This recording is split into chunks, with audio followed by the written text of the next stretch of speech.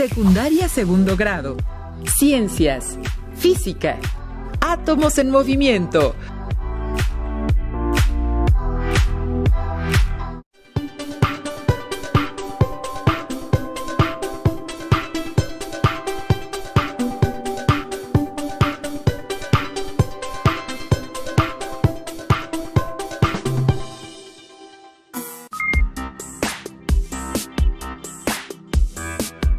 Sean bienvenidas y bienvenidos a una emisión más de Aprende en Casa 2. Mi nombre es Enrique Rodal y en esta ocasión tendremos una sesión de la asignatura Ciencias Física. Damos la bienvenida a la profesora Janet Mendoza Romero, que se encargará de guiarnos en esta materia, dirigida a alumnas y alumnos de segundo grado de secundaria. Gracias, Enrique. Eres muy amable. ¿Qué tal? Soy la profesora Janet. Sean bienvenidas las y los estudiantes de segundo grado de secundaria y público en general a esta sesión de física. Esperando que se encuentren muy bien y que sigan cuidando de su salud, manteniéndose en casa y tomando todas las medidas necesarias de higiene para mantenerse sanos y fuertes. El propósito de esta sesión es que ustedes puedan describir y reconocer las características del modelo cinético de partículas, así como su importancia para representar la estructura de la materia. El título de la sesión es Átomos en movimiento. Les recuerdo que es muy importante participar en las actividades de la sesión. Sugerimos que tengan a la mano cuaderno y lápiz o bolígrafo para anotar las ideas principales que se les presenten durante la sesión, al igual que preguntas y reflexiones para que puedan despejarlas más adelante. No olviden su libro de texto. Ha llegado la hora de poner mucha atención, pero mucha atención. Nada de distraerse con la mosca que pasa a su lado.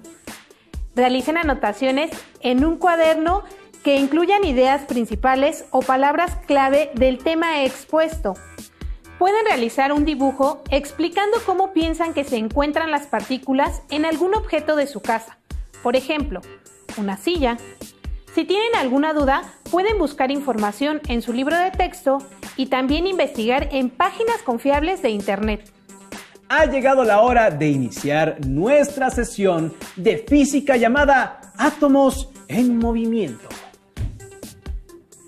Enrique, primero vamos a revisar algunos conceptos vistos anteriormente. Por esa razón, necesito de tu ayuda para recordarlos. ¡Claro que sí, maestra! Ya sabe que yo siempre estoy dispuesto a ayudar con el aprendizaje. ¡Excelente! ¿Podrías decirme qué es un modelo en la ciencia? Claro. Un modelo en la ciencia es una representación de algún sistema o proceso científico y tiene la finalidad de analizar, describir, explicar o predecir algún fenómeno. Muy bien. Tienes muy buena memoria. Veo que te han quedado claros los temas anteriores. Claro, maestra. También recuerdo que en la sesión anterior estuvimos revisando el modelo atómico. ¿Vamos a hablar otra vez de qué es un modelo atómico? No exactamente, pero sí tiene que ver con los átomos. Ah, está bien. Pero cuénteme más, porque ya estoy un poquito ansioso por saber de qué vamos a hablar en este tema. Bueno, ahora vamos a recordar qué es la energía cinética. Recuerdo que tiene que ver con los cuerpos o objetos que se mueven. Sí, es correcto. Creo que ya estamos en sintonía. ¿Podrías decirme su definición? Claro, maestra.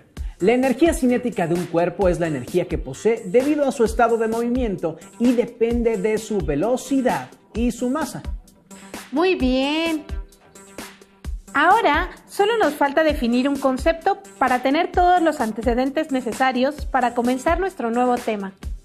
¿Y cuál es ese concepto? Debemos saber cómo define la física una partícula. Enrique, ¿tú qué piensas que es una partícula? Yo pienso que una partícula es algo muy pequeño, como cuando nos ponen a limpiar y dicen que no quieren que dejemos ni una partícula de polvo. Tienes razón. Para la física, una partícula es la forma en la que representamos cosas muy pequeñas, que pueden ser átomos o combinación de ellos. Maestra, ¿Y cómo se llama lo que sale de combinar distintos átomos?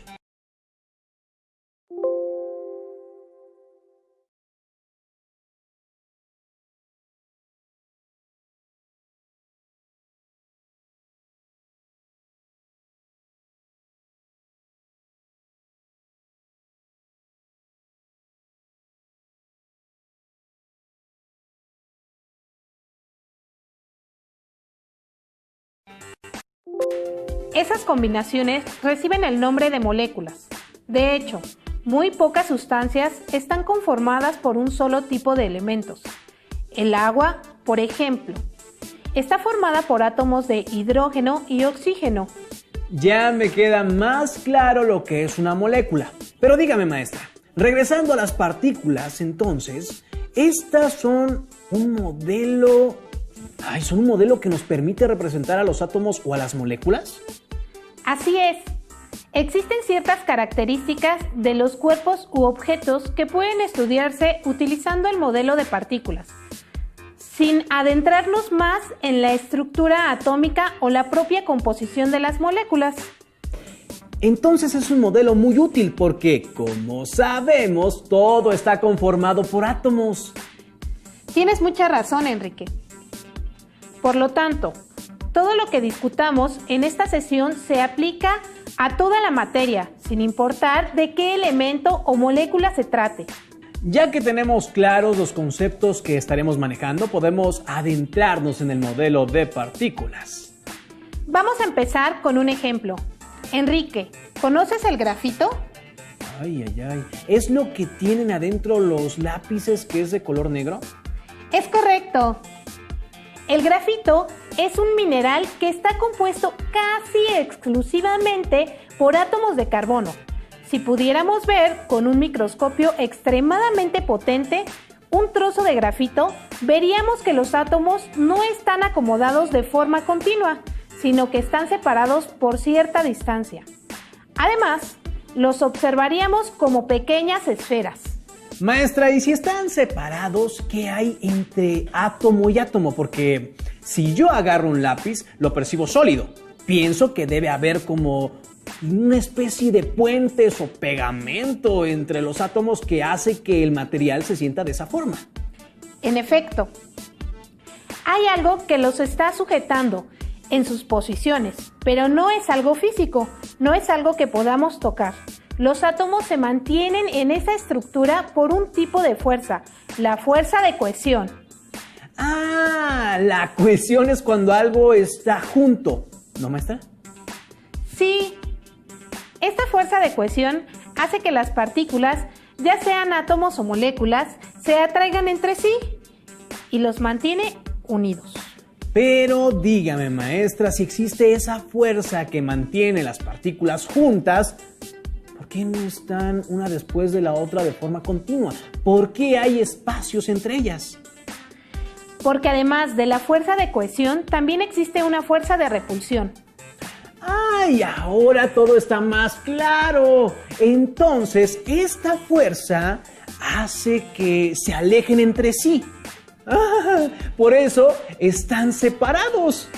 Pero, ¿no hay nada de nada entre las partículas? No. Entre las partículas no hay nada de nada, solo espacio vacío. Incluso dentro de los propios átomos tenemos espacio vacío. Hay que recordar que la mayor parte de la masa del átomo se encuentra concentrada en el núcleo y que solo unos pocos electrones están a su alrededor. Vamos a hacer un pequeño experimento que nos servirá para ejemplificar esto. Muy bien. ¿Qué material vamos a necesitar, maestra? Utilizaremos un vaso pequeño de vidrio o plástico, canicas,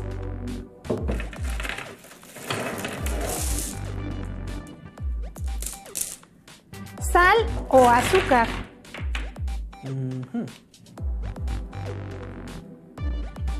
y por último, agua. Esta agua, ¿verdad? Claro. Lo primero que vamos a hacer es colocar algunas canicas hasta que se llene el vaso. ¿Todas? Algunas. Tienes que llenarlo nada más. Vamos a ver.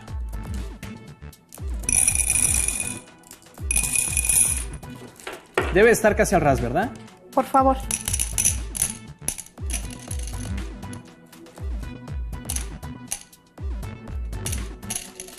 ¿Así está bien? Sí. Sí, sobraron. Después, ¿qué vamos a hacer? ¿Esas canicas representan las partículas del objeto? Efectivamente. Como dijimos anteriormente, los átomos o moléculas se pueden representar con esferas. En este vaso podemos ver que aunque ya está lleno de canicas, aún hay espacio. Vamos a vaciar la sal hasta que veamos que está lleno el vaso. Perfecto. Con cuidado, no se te vaya a caer. ¿Toda la sal? Pues lo que quepa. Uy. Uy, uy, uy. Ten cuidado, ten cuidado. Poco a poquito.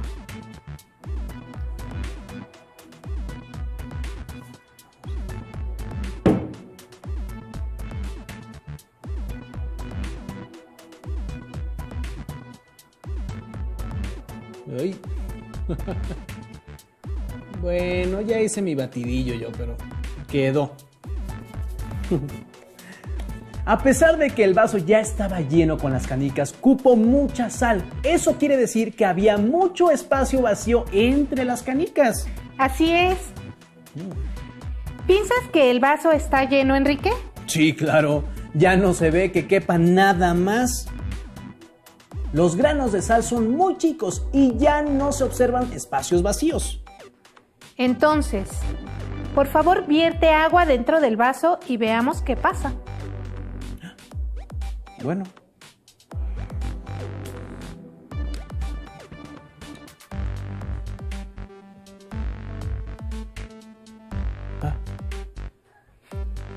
Órale. Creías que estaba lleno, ¿no? Pues ya casi.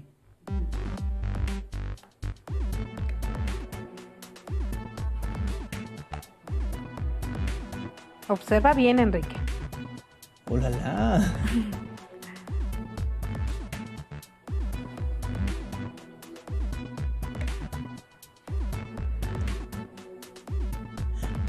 Todavía pide más agua.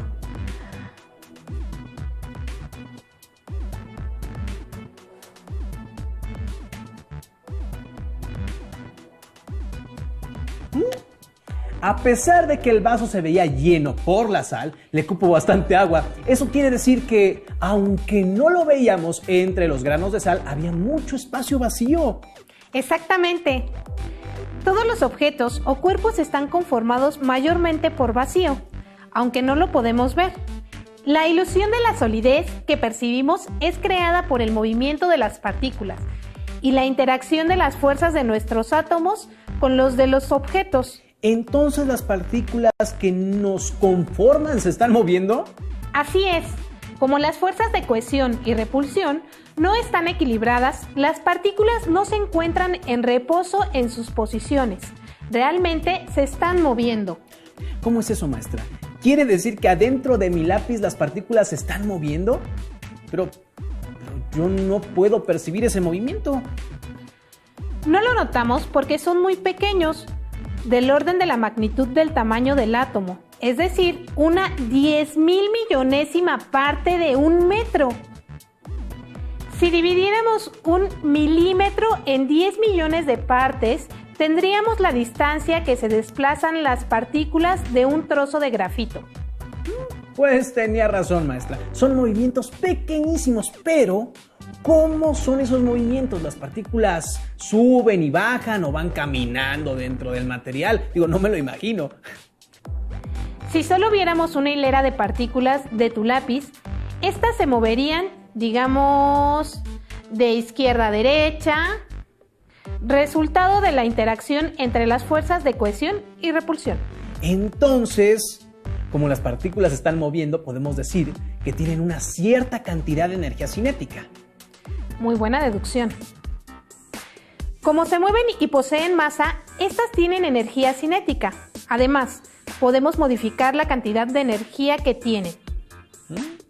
¿Y cómo se hace eso, maestra? Porque para aumentar la energía cinética tendríamos que empujarlas o algo así. ¿Cómo puedo modificar la energía cinética de algo tan pequeño? ¿Recuerdas cómo se define el calor en física? El calor es la energía térmica que se transfiere entre dos cuerpos que están a diferentes temperaturas.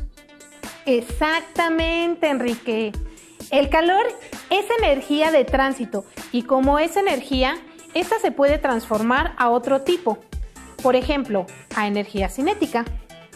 Y entonces al suministrarle calor a algo, aumentamos la energía cinética de sus partículas. Sí, así es. De hecho, el modelo de partículas nos permite comprender por qué el calor fluye siempre del cuerpo con mayor temperatura al cuerpo de menor temperatura.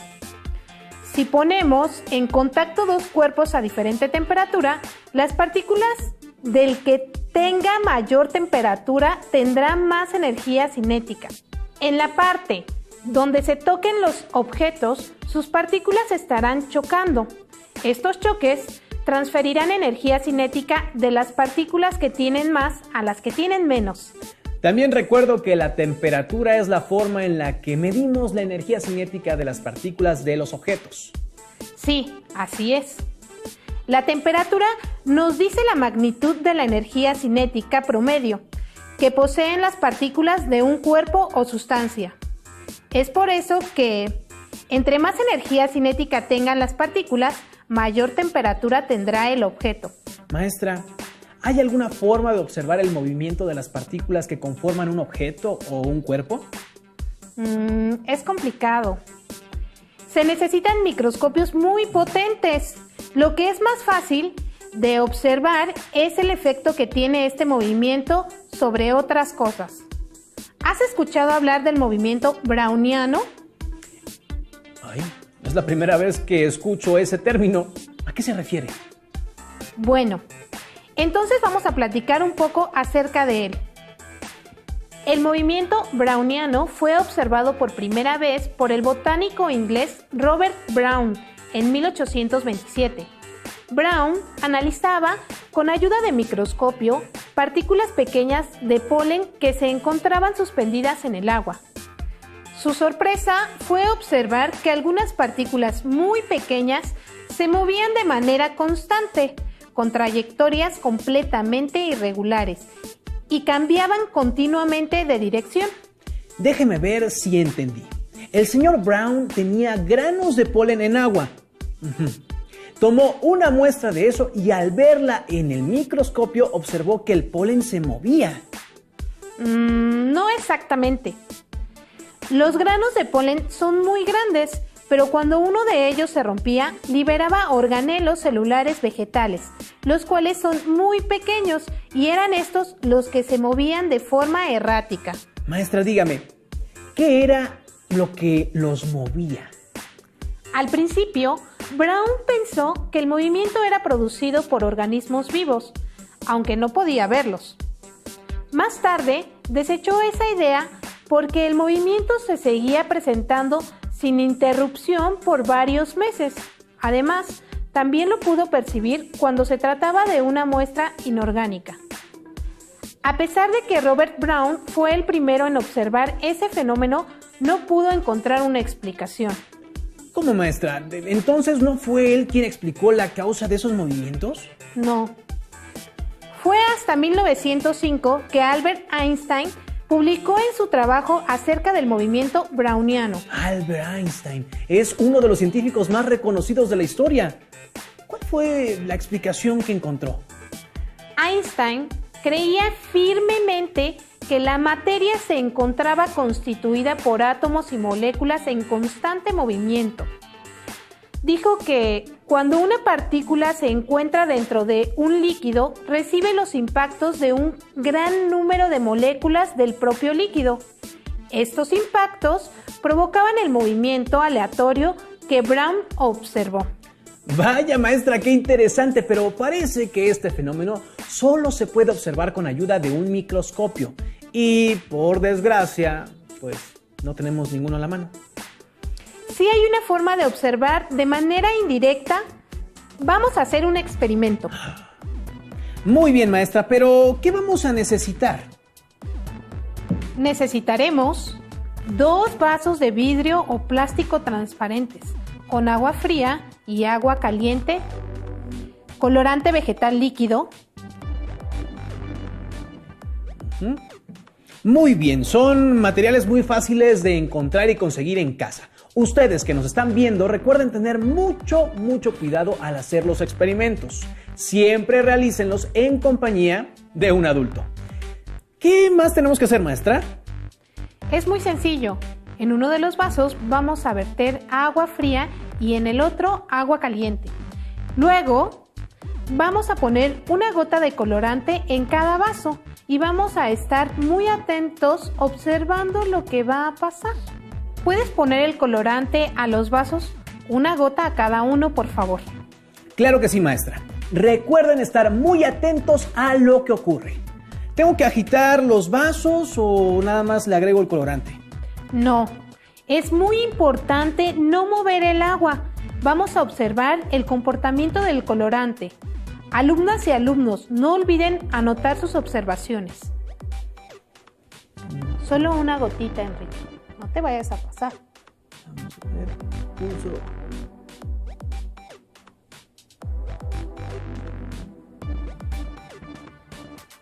Perfecto, este fue el de agua fría. Y este fue el de agua caliente. Órale. En el vaso de agua caliente, el colorante se está esparciendo más rápido que en el vaso de agua fría. Sí. ¿A qué piensas que se debe esa diferencia? Pues lo único que es diferente entre los dos vasos es la temperatura del agua. Entonces, sí, es porque en el agua caliente las partículas tienen mayor energía cinética que en el agua fría. En el agua caliente, las partículas se mueven más y este movimiento es el que mezcla el colorante. En el vaso con agua fría, la energía cinética tiene menor magnitud. Por lo tanto, las partículas se moverán menos, lo que se refleja en que el colorante no se dispersa tanto. Esto es muy interesante, maestra. En casa pueden hacer la prueba con agua a diferentes temperaturas y anotar en su cuaderno las diferencias que encuentran. Enrique, ¿alguna vez has percibido el perfume de una persona sin que esté cerca de ti? ¿O has adivinado qué está cocinando en tu casa sin estar en la cocina? Sí, sobre todo lo de la cocina. Hay veces que estoy muy lejos de donde están preparando la comida y me llega el olor. Pues el olor de las cosas se difunde con la ayuda del movimiento browniano. ¿Cómo es eso, maestra? ¿Podemos oler algo por el movimiento de las partículas? Es un proceso bastante extenso e involucra más cosas que las partículas en movimiento del aire. Pero podríamos decir que sí. Por ejemplo, cuando alguien se pone un perfume, algunas partículas del perfume se van a esparcir en el aire. Como ya sabemos, las partículas de todo lo que nos rodea están en constante movimiento, aunque este sea imperceptible a simple vista. ¿Y las partículas del aire se mueven como las de las cosas sólidas? ¿Vibran? No. Las partículas del aire no están ligadas por fuerzas de cohesión. De hecho, se mueven en trayectorias largas antes de chocar con las otras partículas. Sin embargo, a pesar de estar tan separadas, son tantas que eventualmente chocarán con las partículas del perfume y las irán empujando por todo el lugar. Entonces irán avanzando hasta que lleguen a nuestra nariz y ahí las podremos percibir con nuestras células olfativas. Exactamente. Así es como ocurre. Hay otros procesos celulares muy importantes que dependen del movimiento browniano, como la ósmosis o el transporte de moléculas dentro de las células. De las clases de biología recuerdo que la ósmosis celular es la forma por la que entran las sustancias que la célula necesita para vivir, como nutrientes y oxígeno. También es la manera en la que los desechos salen de la célula. Entonces, como puedes ver, el movimiento browniano es muy importante para la vida. A veces parece que la física se aplica solo a la tecnología, pero veo que es posible explicar hasta procesos biológicos. Entonces, para recapitular lo que discutimos el día de hoy, podríamos decir que para representar la estructura de todo lo que nos rodea, la ciencia ha propuesto el modelo de partículas. Así es, la materia está compuesta por pequeñas partículas que pueden ser átomos o moléculas. Además, están separadas, es decir, la materia no es continua. Estas partículas están sometidas a fuerzas de cohesión y repulsión que hacen que estén en constante movimiento, aunque no podamos percibirlo. Aunque no podemos observar el movimiento porque es muy pequeño, este ocasiona otros fenómenos macroscópicos, es decir, que están en una escala que sí podemos observar a simple vista. Uno de esos fenómenos es la temperatura. Esta es una medida de la cantidad de energía cinética que tiene un cuerpo, objeto o sustancia. Y otro fenómeno muy importante para la vida que utiliza el movimiento de las partículas es el movimiento browniano. Existen otras importantes implicaciones del modelo de partículas que nos ayudan a describir las características de la materia, pero eso lo revisaremos en las siguientes sesiones. No olviden que si tienen dudas o quieren investigar más, consulten su libro de texto en el tema correspondiente. También pueden consultar páginas de internet con información confiable. Por mi parte es todo. Me dio mucho gusto acompañarlos en esta sesión. Me despido de ustedes recordándoles que deben seguir las indicaciones de higiene y salud para que no se enfermen. Agradezco su intervención en esta sesión, maestra, y a ustedes los invitamos a la próxima sesión. ¡Hasta pronto! Adiós. Si tienes dudas o necesitas ayuda, llama al Centro de Apoyo Pedagógico a Distancia. El número de teléfono para secundaria es el 55 36 01 71 23. Si requieres consultar los libros de texto en versión digital, recuerda que los puedes encontrar en la página conalitec.cep.gov.mx. Y recuerda que también cuentas con el sitio aprendeencasa.cep.gov.mx, en donde podrás ver nuevamente los videos de los programas y además encontrarás actividades para fortalecer tus aprendizajes.